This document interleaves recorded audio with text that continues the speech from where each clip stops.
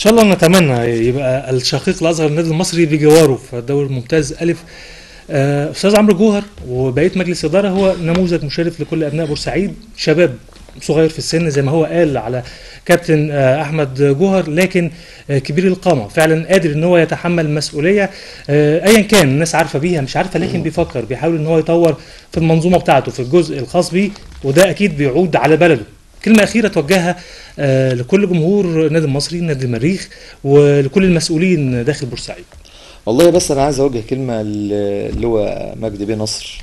احنا لحد ما نعمل المشروع ولحد لما نقف على رجلينا محتاجين دعم مادي كما كان يفعل في السابق سياده اللواء سماح قنديل. واحنا نعلم ان اللواء مجدي بيه نصر داخل على مهمه ثقيله وملفات كتيره وكبيره مفتوحه قدامه، وانا عارف ان المستوى الرياضي يكاد يكون في الصف الثاني او الثالث، لان في عنده مشاكل اقتصاديه وماديه وسياسيه، فالله يكون في عونه. انا بحييه من هنا وبقول له يعني خد بالك معنا شويه، لان احنا يعني محتاجين التواصل بتاع الجهاز التنفيذي. الجهاز التنفيذي بيدينا مبلغ كل شهر بيعيننا على المواصله في الاستمرار، لان احنا دلوقتي المركز الثاني، الماتش الجاي ان شاء الله نكسبه المركز الاول. الناس يا مجدي بيه متعشمه في نادي المريخ. احنا عملنا السنه اللي فاتت نتائج مبهره جدا جدا جدا.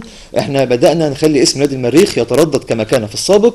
بنتمنى من حضرتك التواصل معنا ماديا كما كان سماح بيه قنديل، وعشان فيك كبير وانت ابن بورسعيد واكيد هتكون شاعر وحاسس بينا. احنا على مشارف المنافسه ومنافسه شرسه جدا جدا جدا. سيادتك عادل بيه في انديه زي نادي القناه، نادي فيه امكانيات ماديه بيدي عقود للعيبه بتاعته ضعف العقود بتاعتي، ورغم ذلك انا ماشي بالود ما بين اللعيبه، ماشي بالحب مع اللعيبه، بس اكيد ده له اخر. فانا لو ما بقاش في تواصل مادي هصطدم، فانا قبل ما اصطدم اتمنى التواصل بتاع حضرتك، وان شاء الله ربنا يوفقنا وعشان في كبير ان شاء الله. شكرا. نورتني استاذ عمرو. يا رب يخليك. استاذ عمرو جوهر عضو مجلس اداره نادي المريخ الرياضي، شكرا لحضرتك. شكرا. وشكرا لكل المشاهدين. تابعونا دايما في المصراويه.